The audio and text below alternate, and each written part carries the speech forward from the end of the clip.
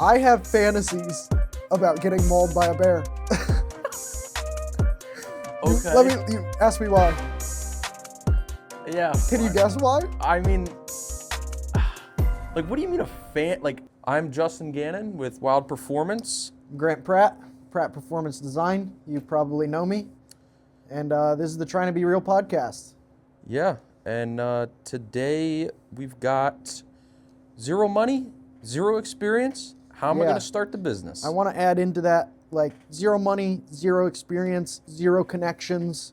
Like, you've been living under a rock and you just crawled out and you want to start a business. So Justin here, I believe, has a little bit of a starter for us. So go ahead. Yeah, so I want to just... Say it to me. Well, I was telling... This is to them. All right. I want to just preference that I did all of this with just simple Google searches. I came up with a mock idea for a business for somebody coming out of high school. So I know it sounds like really in depth, but literally I went on Google on my lunch break for like an hour. Okay. And then plugged it all into ChatGPT and just cross-referenced. So I want to also say that, like, we're like basing it kind of off of someone in high school who wants to start a business or who just got out of high school. But the things we're going to talk about, the tips we're going to give, you can be 50 years old and just starting a business or wanting to. This stuff will apply just the same. That's a good point because it doesn't have to be. Yeah. So to start, point number one is the executive summary. So what I figured out that kind of means is business name, mission statement, and your business goals. So obviously there's no business name for this, but it's a guy just getting out of high school or just starting. He wants to open a auto detailing service. Okay. So I have for the mission statement would be providing high quality, affordable auto detailing services with a focus on customer satisfaction. Okay. Let's keep it like really simple. I want to let's not do any like business talk, like mission statement or anything. First, let's just say, I'm a kid in high school. I want to start a detailing business, but I have no money. Let's say my first thought into starting this business is I have to buy a detailing shop. That's your first thought. You're like, I can't do it without a detailing shop. So what would you say to that person, do you think? I'd say no. I would say just start small. And I'm kind of like prompting you because I already have an idea of what I want to go over. So I would say start even before that. Like what you have, this is part of the conditions is you have no experience. So like you're trying to think about, I got to buy a building or something, or I have to have a place to work. Before we get too deep into it, I do have the startup costs and funding, like that whole bullet point of stuff. Like if this is like, if that's what you want to go to, I can that's just not what I want to go to. Like I can just skip to that because like, you know, you're talking about like, oh, I need a shop to do this. Right. But like I want to keep it like literally dead simple. Yeah. So like that would be like your startup cost would be like saying, you know, I need a shop to do this. Yeah. So which is wrong. Right. So I would say that most people think of like starting a business as like get my LLC, get my business name.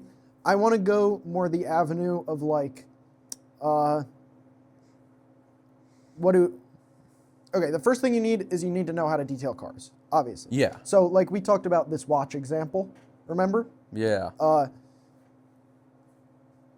So this is the step a lot of people skip. They're like, I just got to start the business.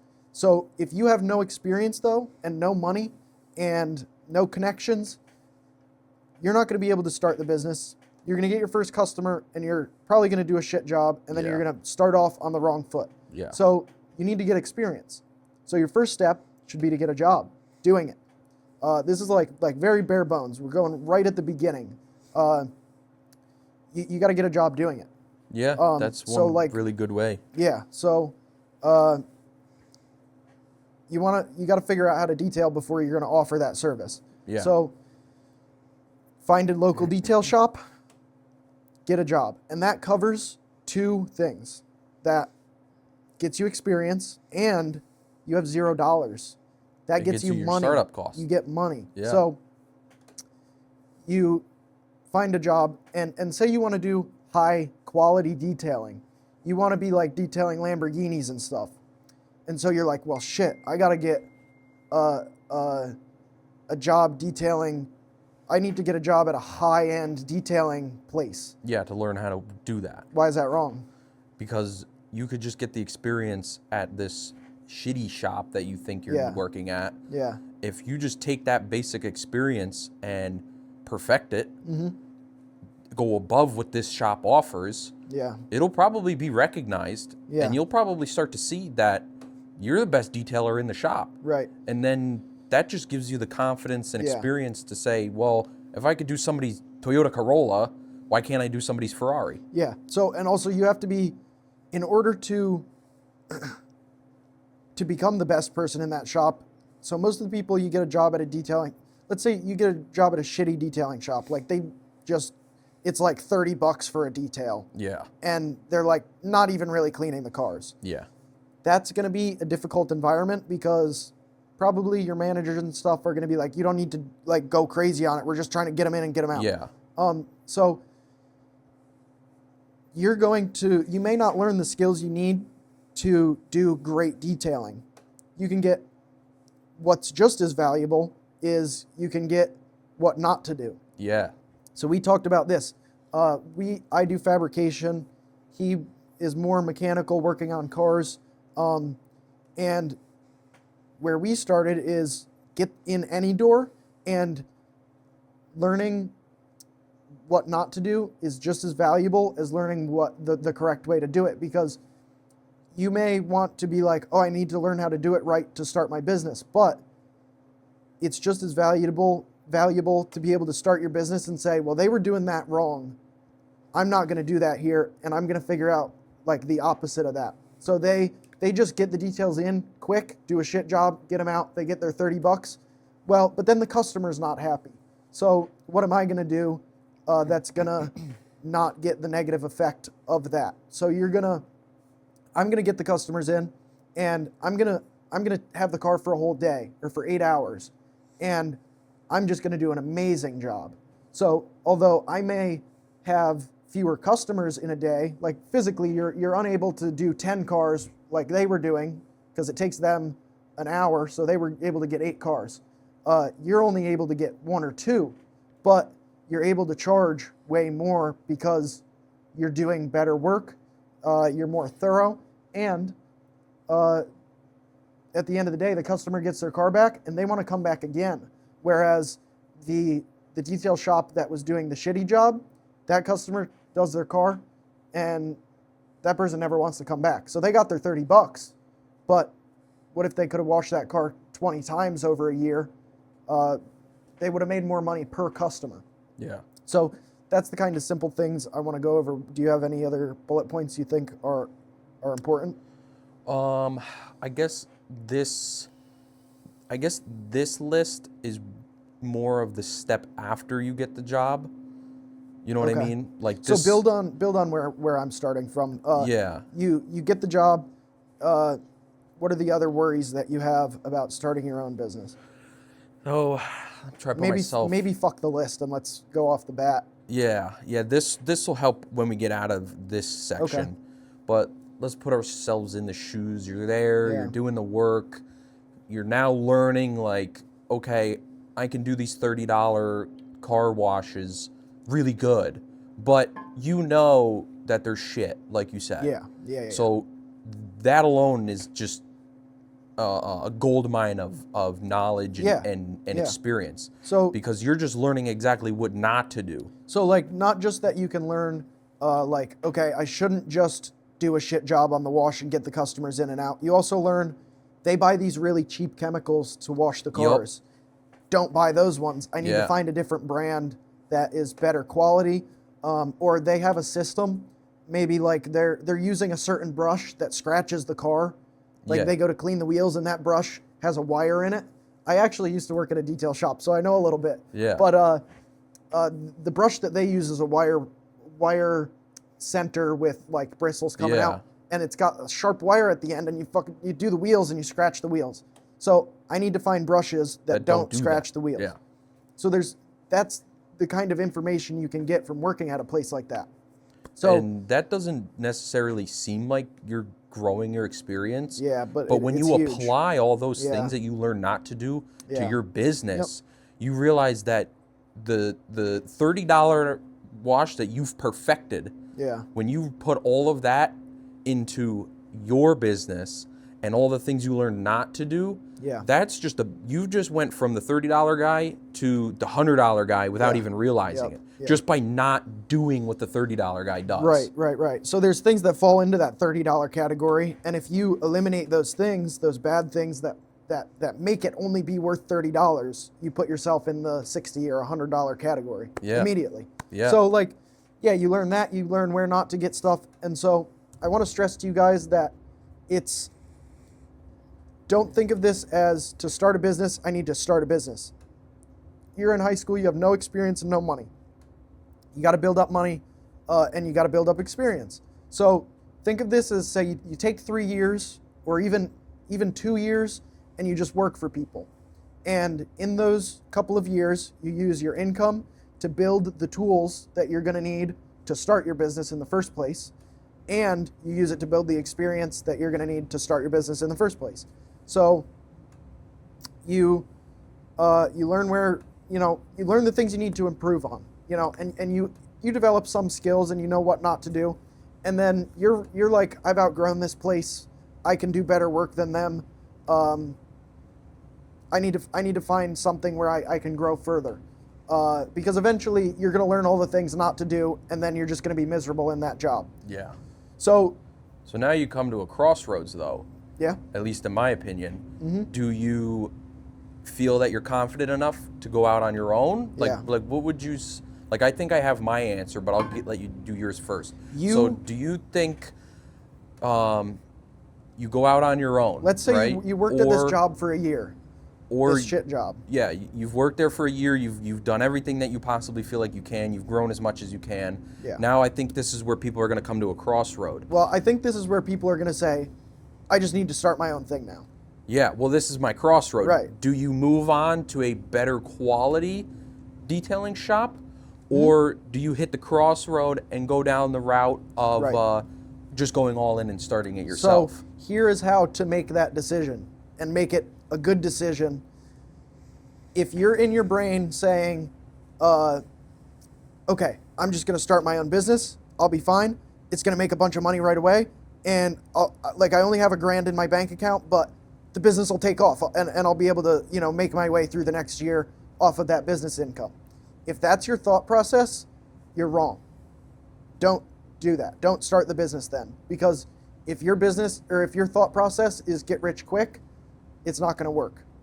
If your thought process is, well, I've made these connections with this customer either through my outside life or through the business I worked at, and I know I can get these couple customers in a week. And I already have the basic equipment that I need because I built that up while I was working at this shit job. So I know I can get 3 customers in the next week. Maybe you're ready to start that business, but you have to start it small. You can't say, okay, now to start the business, I need a detailing van so I can do mobile work, and I need the fancy pressure washer and the hot water extractor. If that is your thought process, it's going to fail. Yeah. So if your thought process is, I have the basic tools, I'm going to do a $60 detail job and work my way up, and as I'm making profit and I'm accumulating more tools, then I can start offering a $120 detail service, but that might be a year down the road. If that's your thought process and you're able to slowly build like that, then do it. But if you're just thinking it's all going to be sunshine and rainbows, you're going to be in for a rude awakening. So I would say for most people, after a year, you're going to want to get a job at that higher quality detail shop. You may not be doing Lamborghinis, but maybe now you're doing $100, $200, $300 details. Yeah. full details, interior, exterior, ceramic coating, stuff that other place didn't do. Like they probably did like spray wax. Yeah. You want to learn, how do I do that $500 ceramic coat? Yeah. So now you get a job at a higher quality detail shop.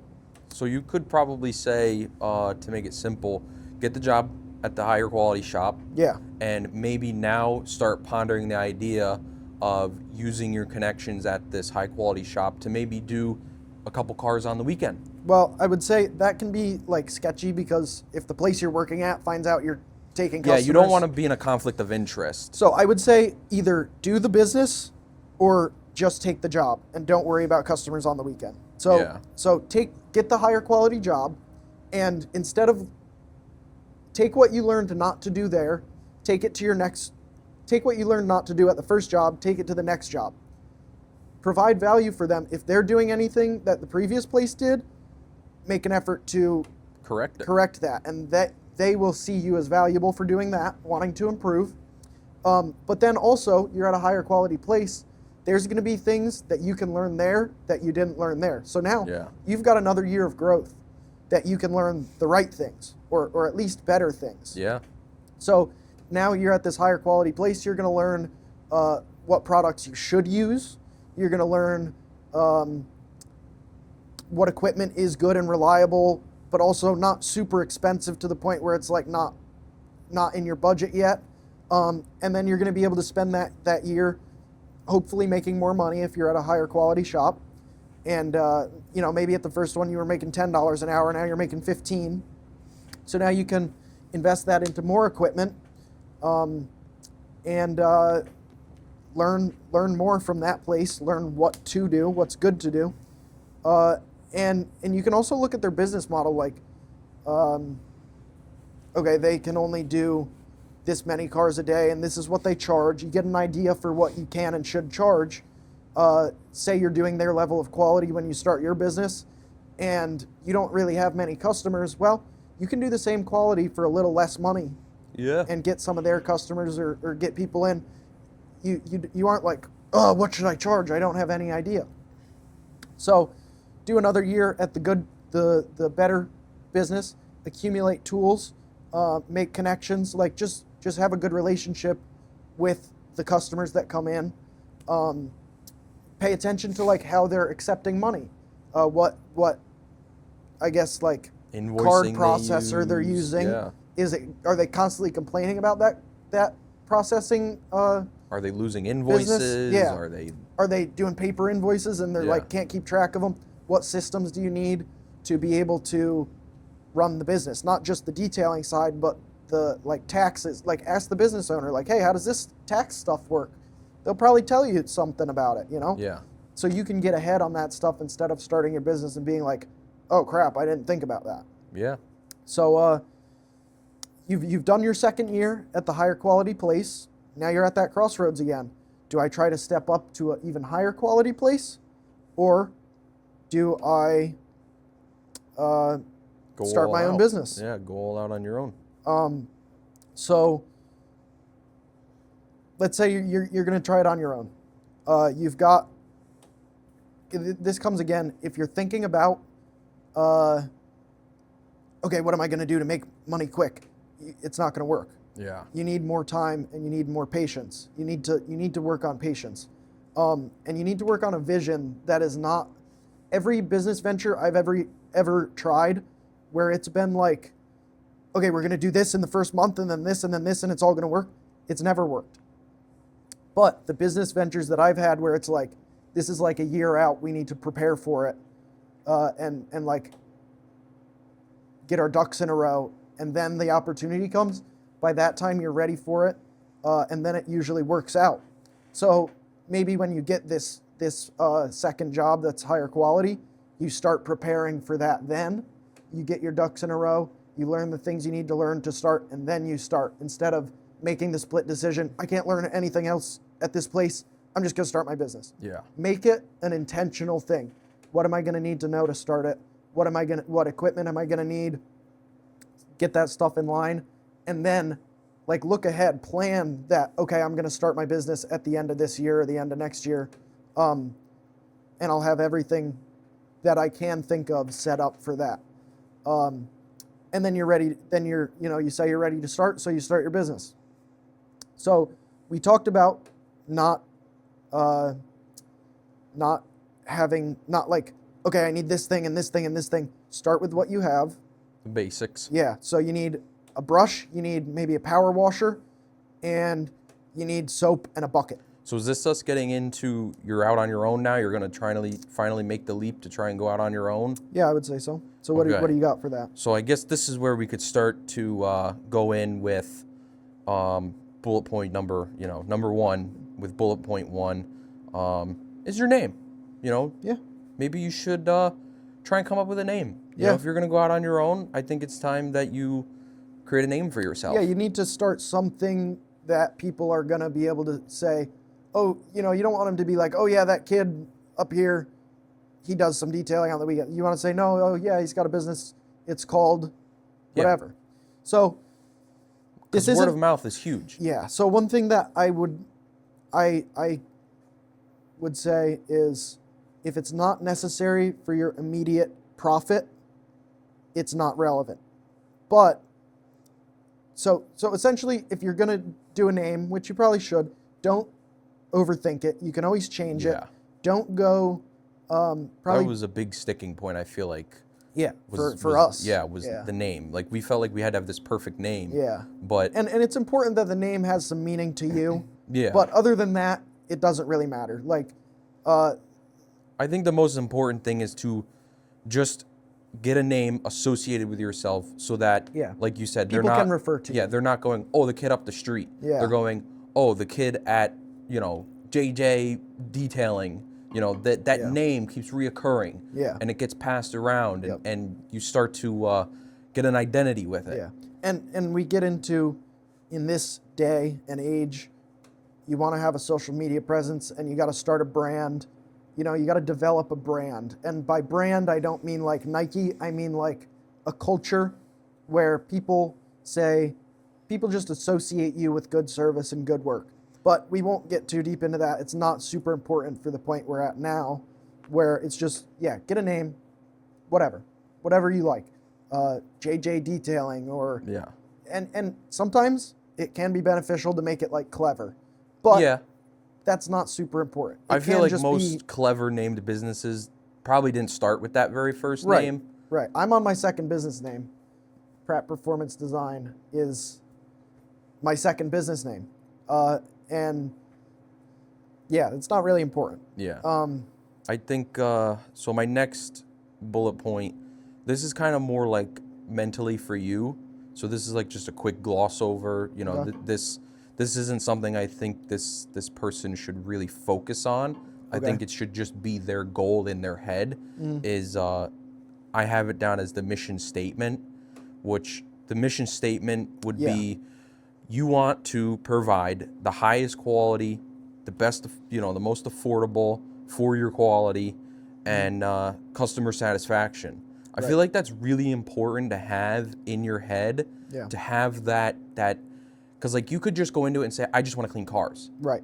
I feel like you need to have that mental foundation of saying, I want to have the best cars leaving my shop. I want to have the cleanest quality cars. Right. So, so you can take this and say, you have to have a vision for your business. If you have a vision, that will give you something to work towards and a sense of passion for what you're doing. Yeah. So I would say, come up with those. So I want to do high quality. I want. Yeah, and this isn't something you need to spend days and hours on. No, this is no. You're this laying is like in bed. 10 minutes. Yeah, you're laying in bed and you go, I got my name. Now, what do I want? I want to provide the nicest quality detailing I possibly can. I would say, think about you have one customer.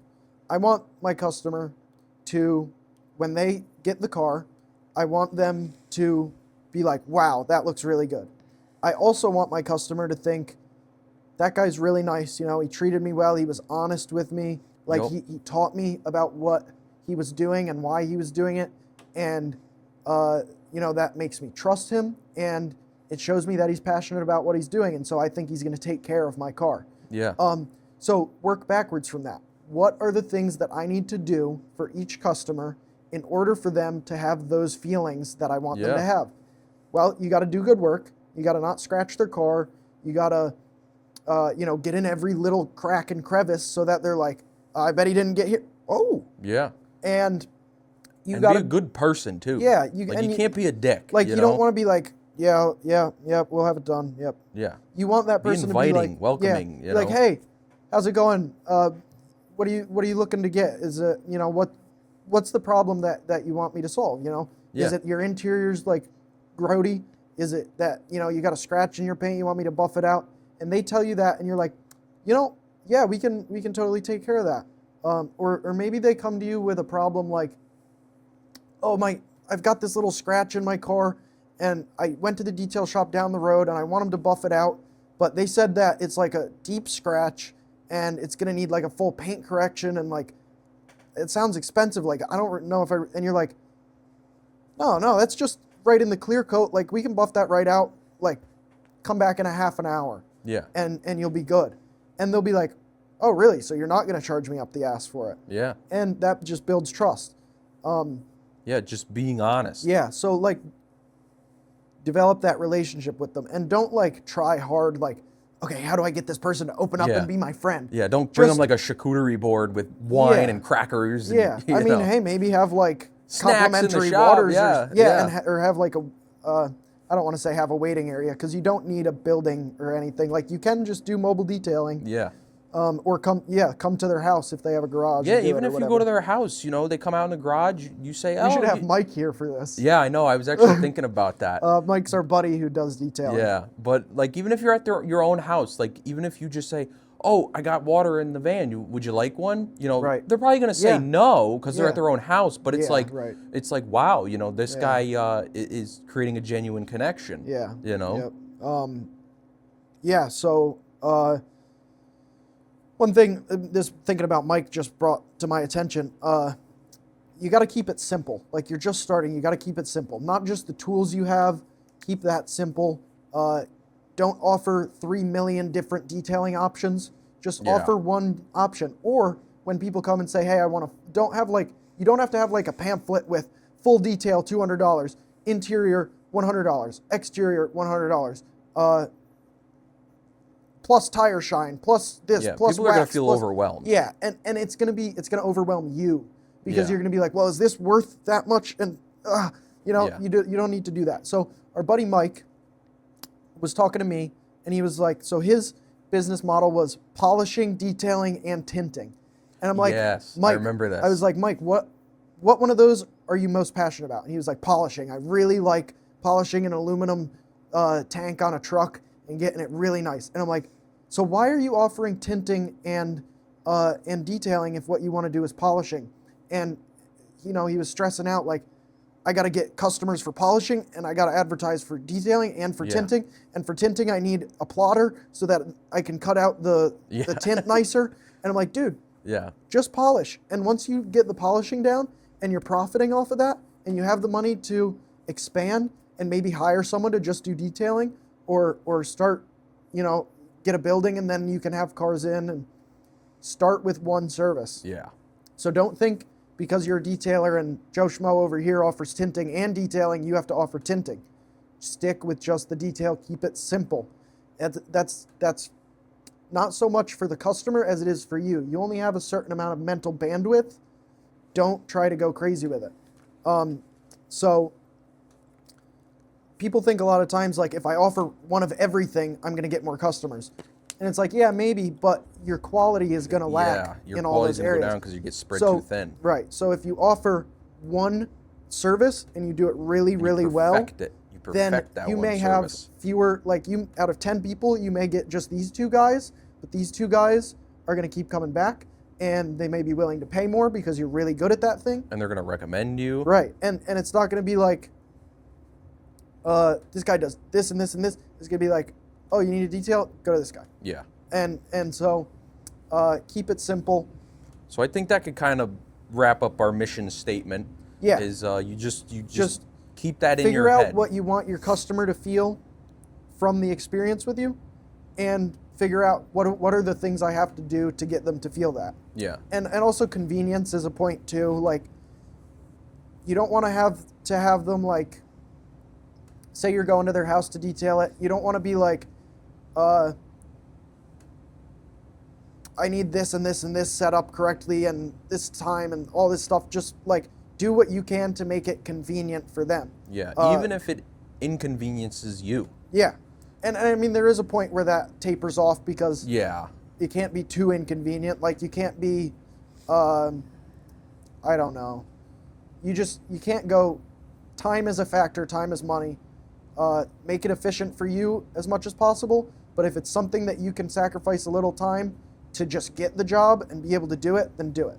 Yeah, because I feel like you convenience the customer at your expense, you know. If you do that too much, it's going to be only your expense. Yes, but where I'm trying to go, I think, is you convenience the customer at your expense, but you do that in a way so that that customer gets convenienced. You do that enough times, now you've given yourself the ability to, whatever's inconveniencing you, to upgrade to the ability to, now that you can convenience this customer and it no longer inconveniences you. Right. Is where I think you're trying to go with that. Yeah. So we're still under the executive summary, but the next bullet point is business goals, which pretty much already covered. I would lump that in, Yeah, that's pretty much your mission statement. I mean, you want to have a long-term vision. Like, I want to have a building with which I feel every like all the nicest detailing things, but that's got to be don't want that right away. Yeah. It's just that's got to be your 10-year vision. Which I and feel you've like got to have that everybody, vision to pull you forward. Yeah, I feel like anybody that gets into business, that really is why you get into business, is because you have that vision of your your paradise, you know. Well, we should talk about passion too, because don't get into a business where it's like, I'm just doing this for the money. Yes. You got to do it for the passion. I love doing this thing. I did a lot of exhausts and shit for basically free before I ever made money off of them. Like, I did them for breaking even. Like, I just charged the person material cost so that I could get the experience and the relationship and the review.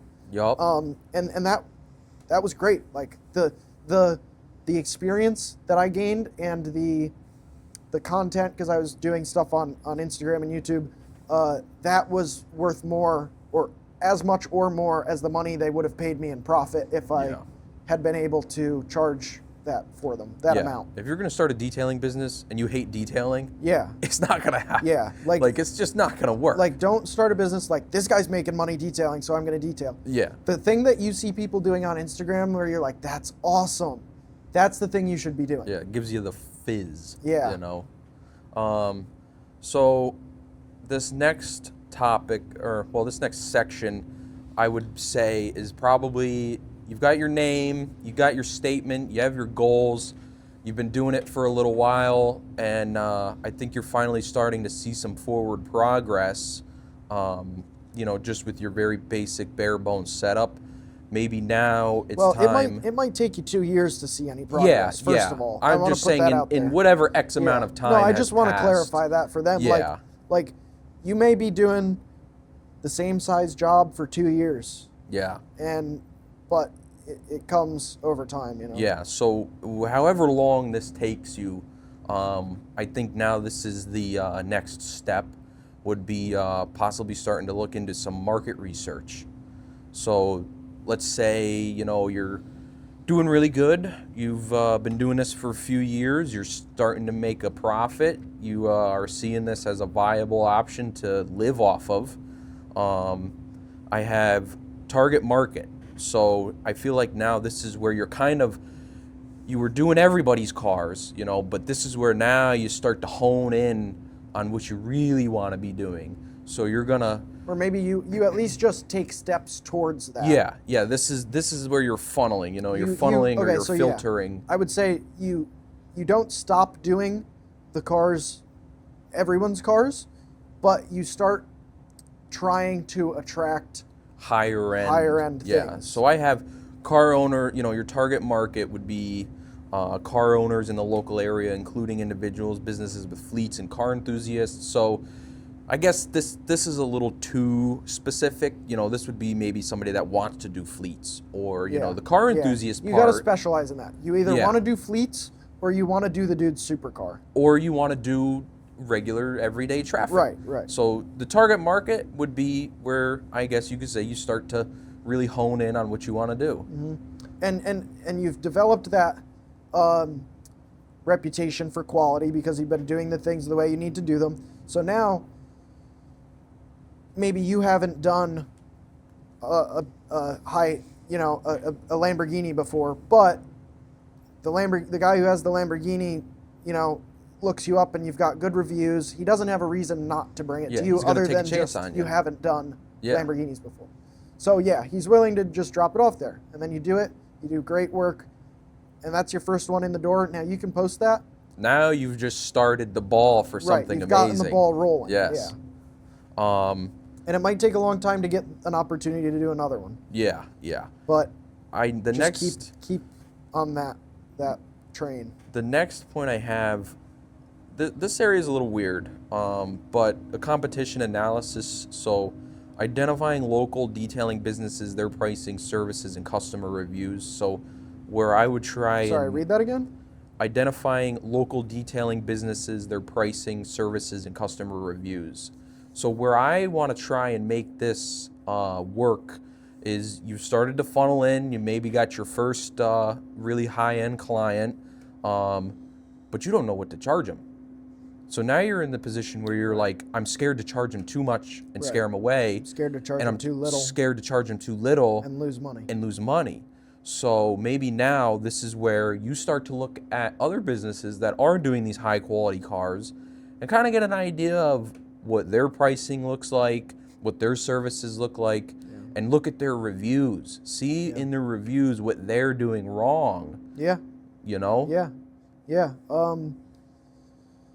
Yeah, so I mean, it's definitely always valuable to look at what other people are doing, take what's good, leave what's bad. Especially like look to people who are doing what you want to be doing. And if you can filter out what they're doing bad, that'll just make you so much better. Or even if you can't spot anything they're doing bad, just kind of copy them. Yeah, like, try to be them. Don't try to be as good as them. I mean, don't like steal their every ad pitch. Yeah. But like try and replicate their quality of work. Yeah, and also I would say see where they're advertising for inspiration, where to advertise. Yeah. Maybe their Instagram's really big and you wanted to do a Snapchat. Maybe try and stick towards Instagram. Yep. Yeah. I think Instagram and YouTube are the best too. Yeah. Instagram, YouTube, Facebook. Facebook's good because you can actually have like a business listing with a location. I guess you can do that on Instagram too, probably, but. Yeah, you can have a business page, but it's not like Facebook. Yeah. I do have this in here, market needs. Highlight the demand for convenient, quality detailing and eco-friendly options. Well, here's the thing. You can look around you and say, there's a guy who does low-end detailing and a guy who does super high-end detailing. There's no one who does it in the middle. I can do it in the middle. Or there's a super low, and a medium quality. I can fill the gap for very high quality. Also, so you can do that. Maybe in the market needs section, you're seeing that a lot of these shops maybe aren't doing ceramic coating. Maybe you could be the shop that is offering ceramic coating on Lamborghinis and Ferraris and Mercedes, So I think if there's just a product that's missing. Yeah, I think it's a good ceramic idea coating. To research like what the demand is. Like what are these shops offering that people may be missing? You know, there might be a demand for ceramic coating that's not being met in the area. Yeah, definitely. So we kind of already went over this. Services offered, what you're gonna do, basic wash. Keep it simple. Yeah. But also, if you have the capacity to offer another thing, I would say if someone asks for it and you know how to do it, do it. And then if you start getting asked for that a lot and it's not like a standard thing, maybe create a standard price for it. Yeah. Then you might start getting your pamphlet where it's like basic, interior, exterior, full detail, and have prices for that stuff. Yeah. Yeah, we hit that pretty good. The services Yeah. offered, specialty services we hit pretty good. Startup costs and funding we hammered pretty well, I feel like. Yeah. So now I think my next section is where you've been doing this for quite some time. You're really starting to hone in on super high-end clientele. You're starting to really get a name for yourself. I honestly don't know if we should speak on that because we're not there yet. Yeah. I'm not going to lie. Yeah. But I no. feel like we make that apparent. Yeah. But we have our opinions. I think this podcast is on get it started. I think that's where it ends. Like, we're going to be honest with you guys. We have not gotten to the point to figure out how to scale something. But I have in here, because this is where we're trying, like, we're pecking away at this. Yeah. Branding, online presence, local advertising, and referral program. Yeah. Like, this is pretty much where we are, trying to develop a logo, business cards, our online presence, leverage social media platforms, Instagram, Facebook, showcase work, attract the clients. Yeah, what can I say? So I guess we can get into starting social media. Or we could just kind of go over our opinions on what we think should happen. Go ahead. For the branding, we're kind of trying to make develop a logo for ourselves, a brand. Yeah. A brand, you mean? Yeah. Yeah. Yeah, a logo and a brand are two different things. Yeah, it's kind of people think think that a brand is a logo. Yeah. Like Nike. Yeah, like I'd say branding for us. Branding is what people associate with you when they see your logo. Yeah. Or when they see your logo or your page. And so if you're detailing, you want them to associate customer service quality. Yeah. Kind of those things that we went over with what do you want your customer to experience when they walk away from doing business with you. Online presence. I feel like you're really pushing hard into the online presence. Yeah. It's important. Like, there's going to be a point where, like, I'd say we are at the point where if you don't have an online presence, you're not going to do what you could do. Yeah. So, like, you can be a small local business without an online presence, but if you want to bring in traffic, big traffic, go to the next step. You have to be online. You have to be on YouTube or on Instagram. And so you can make it's kind of the same thing as starting the business all over again. Yeah, so, it really is. Yeah, so like, but on the internet. Because like you may have been posting to an Instagram and stuff, but like... Yeah, but you weren't committed to it. Yeah, like, now you're at the point... You need to, people say post once a day or whatever. My kind of system for growing a social media has been do lots of content at the best quality you can. Yeah. Do lots, as much as you can, and then learn what works. Pay attention to what is working better and what's working worse. And then once you've done a lot and you have an idea of what does better, do far less, but focus on increasing the quality. So quantity. Okay, I know what quality kind of looks like.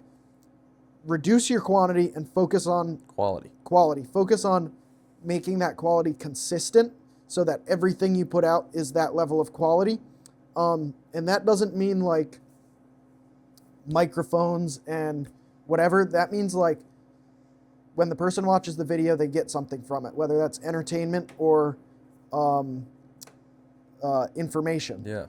So focus on value per minute and getting as much value in there as you can in your video or your post or whatever you're doing, and then start doing that quality consistently. Maybe you're doing once a day, and then you figure out what's working. Then you start doing once a week and just nailing down that quality. Yeah. Then you've nailed, because it takes more time to do that quality. So Yeah. you're not going to be able to do that once a day. Then you nail down, okay, I can do this level of quality once a week.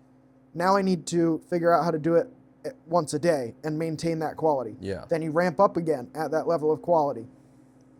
And you do that, and you do that, and you do that. And then you identify some more little like improvements you can make, and then you decrease your quantity and level up the quality again. Maybe now you're doing because it's going to get higher quality, I'm talking about like doing this on your own. If you have a social media team, that's different.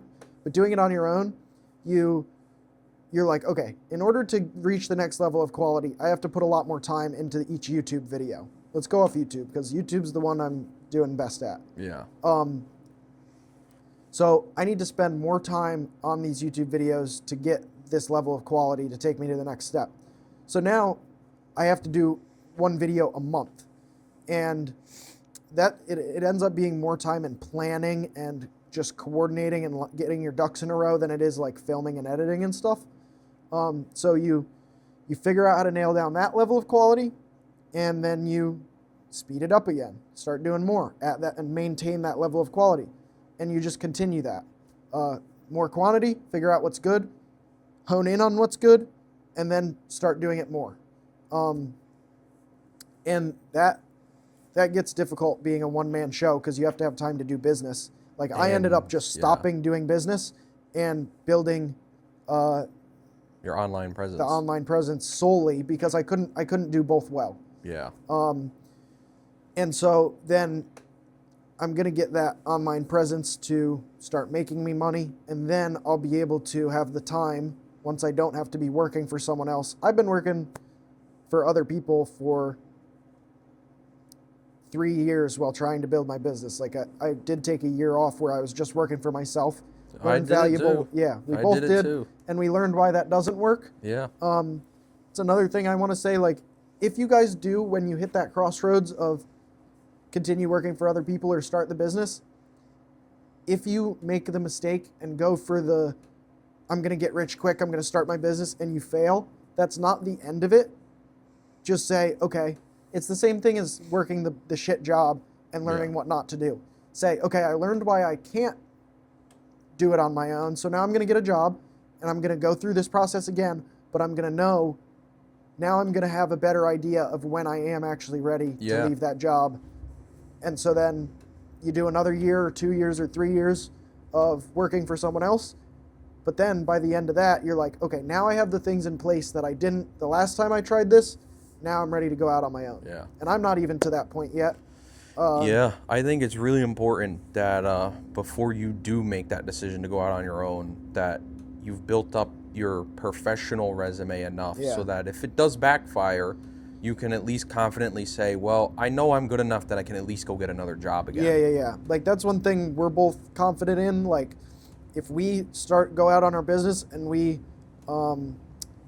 and it fails, we know, like, we're in high demand for what we do. Yeah. So, I mean, you don't want to go into your business saying, I have a backup plan.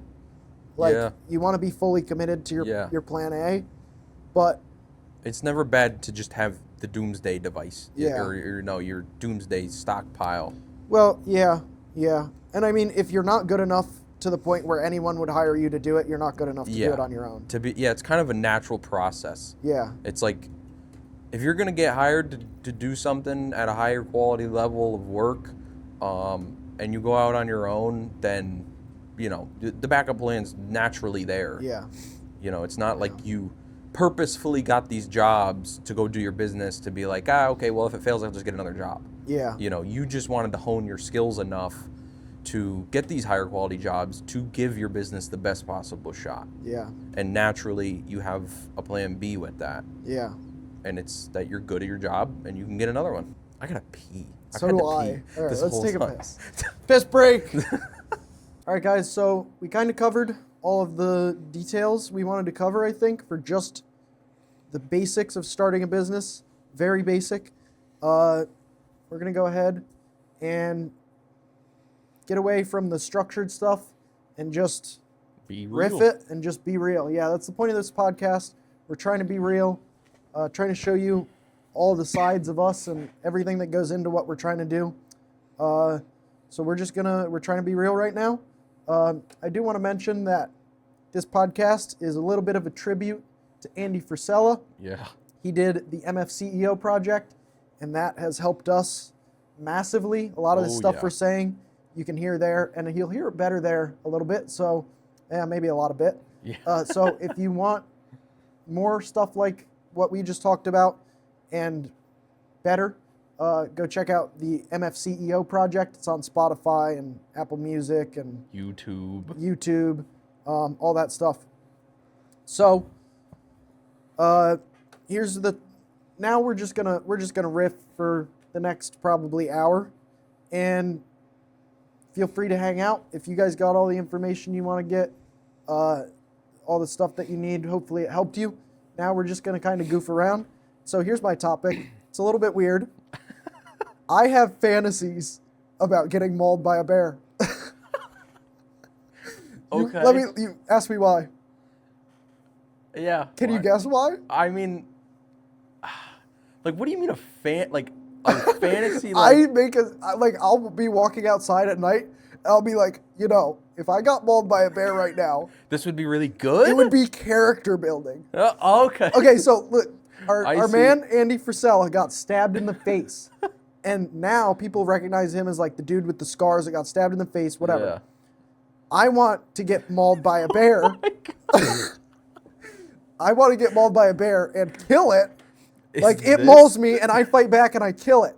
And then I go to the hospital, whatever, I get like facial reconstruction, whatever happens to me. Is this the thumbnail? I want to get mauled by a bear. How to start a business, get mauled by a bear. I kind of like it. No, but listen, so I want to get mauled by a bear, and then I want to pull this pocket knife out of my pants and fucking kill it with this. And then people are going to be talking about me like, that dude got mauled by a bear and killed it. And then drove himself to the hospital. I was literally thinking about this last night. Drove himself to the hospital, didn't tell anyone, just got in his car, drove himself to the hospital, barely survived, and like lived through it. And then I'd have a sick-ass story to tell. It's just character building. I got a really deep one. Okay. And I mean, like, I don't even know if it's podcast level. Whatever. We're trying to be real. So, recently, I been on this journey with God and everything. Mm-hmm. And I don't know why, but just like your bear fantasy, I have this fantasy that I should start my business, my life in heaven, not here on earth. What do you mean? That's what I mean. Like, don't have a business here, wait till you get in heaven? Wait till you get to heaven? I feel like, I think it's because, like, I want to do it with my dad so bad that the only way I can do it with him is in heaven. Yeah. And I really struggle with, like, wanting to accomplish things because he won't be here to see it. Yeah. So, like, I get this fucking mentality that, like, I should just do it in heaven. That, like, I feel like you go to heaven and you kind of get the reset button. Yeah. Like, you get to start your life again how you want to do it. I mean, obviously no one can know, but I'm like, I think about that a little bit too. I'm like, what is heaven like? Like, that's my vision of heaven. Is it like here with no pain and we're just living, like run a business? Or is it just like walking through fields and like chillaxing and hanging out with Jesus? This is what I mean. Like, it's deep. Like, I feel like it's this that we're doing right just now. Just minus the suffering. No. Minus the difficulty. Everything. Like, but like you're there in heaven. Like, you're there. And like this divine, this divinity is there. Like, I don't know how to. That's interesting. Yeah. Because for me, like, the heaven, being in heaven it's like earth with all the good things of earth, but none of the bad things of earth. Yeah, I've been getting this like feeling that like I want to do it there. I want to do it there. There too, or there only? Only. Yeah. So what would you do in the meantime? I don't know. So if heaven is the same as this, though, you're already here. I'd just be doing it with people that I don't have here. You know what I mean? I don't. I mean, I do, but I'm not in your situation. You know, we talk about that you have to have a passion for this. Yeah. And like a lot of my entrepreneurialistic passion came from my dad. Yeah. And it's like, how can I have that passion without him? Yeah. You know? And it's like, I want to do it there with him. Right. So it's like, some days I feel like I'm wasting my time, Yeah. you know, that I'm going against my passion. Yeah, that's kind of nuts. Yeah. I mean, I obviously can't directly relate to that, but Yeah, man, you wanted to fucking... I was Go off hoping the for hip like here. some fire, not like, so I want to kill myself. No, I mean, it's not like that. Like, this is fire. Like, it's just, I don't know. This is like the coals. Yeah, lately I fucking get this feeling. Like this calling or something. I mean, nothing wrong with a calling. That's usually a good thing. Yeah, but like, you want to get into some fiery shit? My fiery shit lately has been, I want to do it with God. Well, I mean, man, aren't you doing it with a God? Like, isn't that, like, for me, I'm doing it with God. Like, if I'm doing it with anyone, it's with God. I am, but it's like, I'm doing it with God over the phone, or I could do it with God in person. Bro, for me, I'm doing it with God in person. Like, can't see him, but he's here. Yeah, I don't feel close enough. Oh, dude, see, there's a lot of things. We could get deep into some religious advice right now. Yeah, I feel like... So you're saying, like, you don't feel close to God? I do and I don't. Like, I don't think I ever, like... Because, you know, you always hold this standard to yourself that you feel like you never meet, but... That is one that I can say. Like, I'm the same way. Like, I feel like I never meet a standard, but if you ask me, I used to literally, like, take a hot shower and be like, God, I just don't feel you right now. Bro, for the last maybe 6 months, maybe a little less, I always feel so close to God. Yeah. Like, the dude's fucking standing right here, right now. Like, this is what I want you to do. Like, help these people is what I want you to do. Yeah. So I feel very, because everything I do in a day is, I don't say like, I want to do this because I want this money. It's like, what do you want me to do? Yeah. Yeah, no, I always say, your will above mine. Like, help me to do your will and not mine. Yeah. And ever since I've been focused on that, like, I feel so close to God, you know? Yeah. And it's very fulfilling. Yeah, that's my, I want to be mauled by a bear story. I feel like that's a different thing. I don't know. I don't fucking know. I want to be mauled by a bear for the like dad lore or like business lore of like, this guy killed a fucking bear. I don't know. I don't know how to explain it. I don't even know how to answer that because I could like, well, for me, I would like to say like, you got to reframe it so that there's something you can do here. Like if that's your goal, there's nothing you can do in this lifetime to achieve it. Yeah, I know. So you just have to like fast forward to your death and then it begins. I know. Some days I just want to be there so bad. Well, every day I want to be with God, like in heaven. Yeah. Like I get that. But like, I got to do some shit here first. I know. It's fucking weird. It's weird. Can you come up with a topic that there's an answer to or like some conversation about? Listen, I fucking gave a forewarning. I said this was very deep. Didn't know if it was podcastable. We got back from our piss break and I was like, we're going to start some fire. I got a great topic. Yeah, I guess I brought the piss back. Yeah. Yeah, you kind of like, man. Hey, I gave a forewarning. Yeah. You wanted to hear it. I mean, there's some shit I could go into, but it, like, I mean. It was just a topic of interest lately. So where do you go from there? I don't know. Have you planned, like, do you have anything like, this is what God wants me to do? I don't know yet.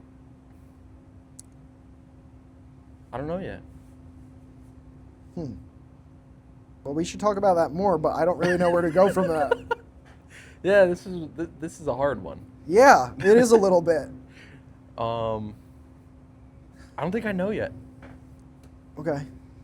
I've been just doing what I need to do, you know? Like, I go to my church, I follow his path, I try to adhere to it, and I think maybe I'm just waiting for a little bit of an answer, you know?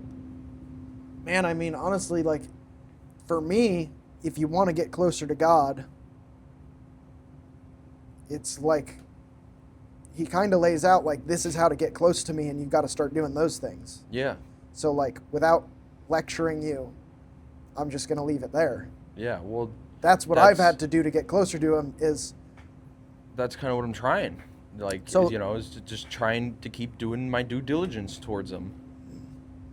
And, Do you feel like you are? I mean, some days, no. But most of the time, yeah.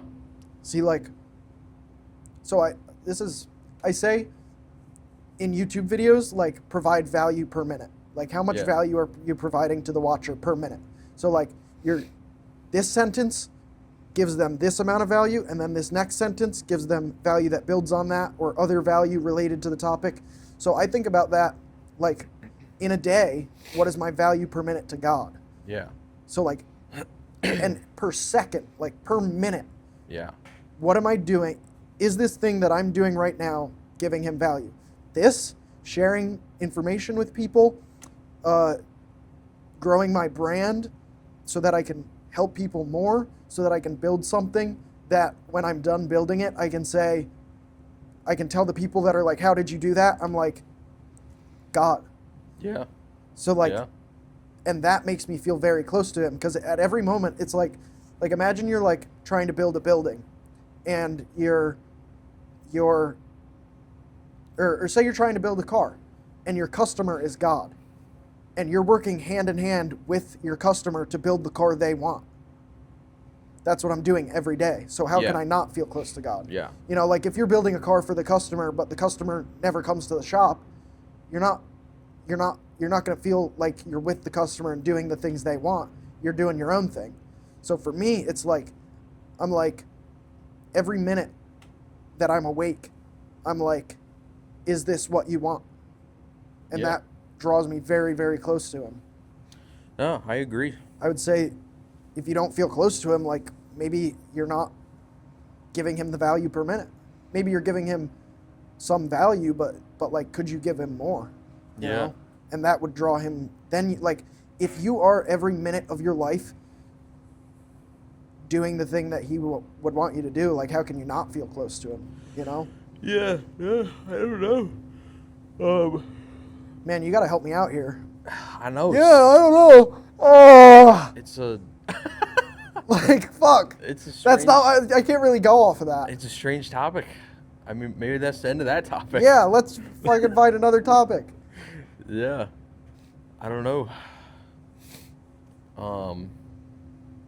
Mauled by a bear is just. That's I'm out like- there. It's like for cred, you know? For street cred. Yeah, like for people to listen to me now, I got to run like nice welds and build cool shit and like help people, you know?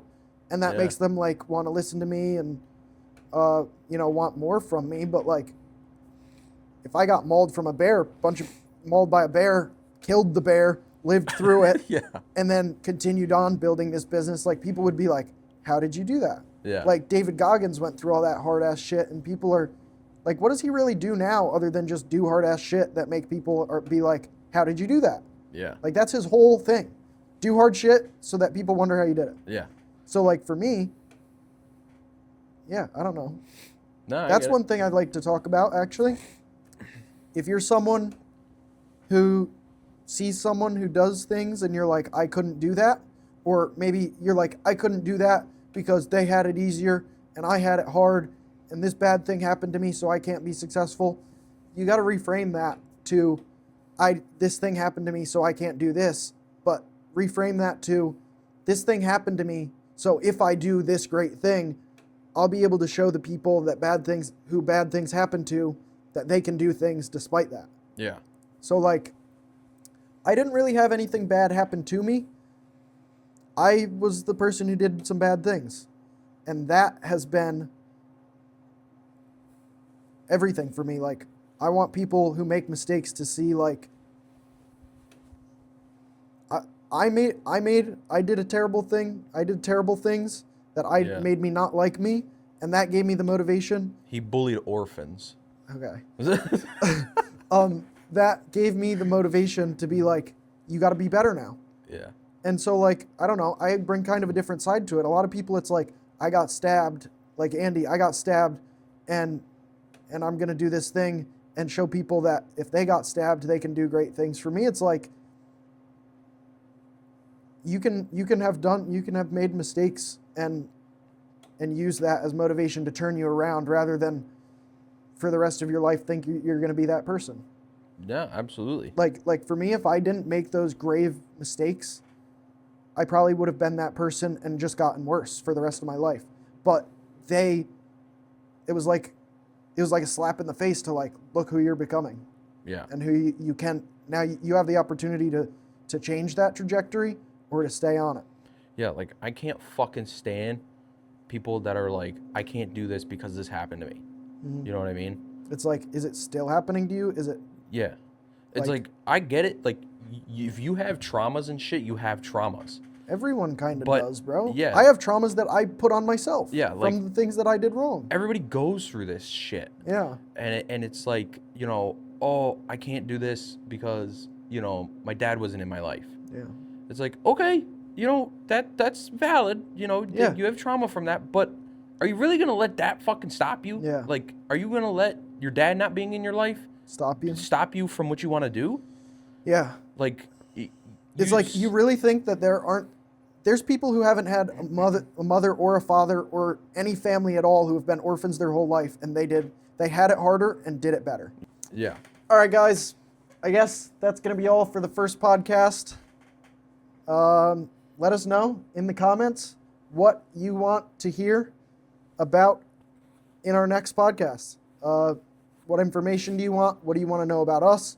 Our goal for this podcast is just to get one comment where someone asks or someone asks a question or says something for us to hit on in the next podcast. Yeah. That's about it. It's Grant and Justin trying to be real, and we'll see you in the next one.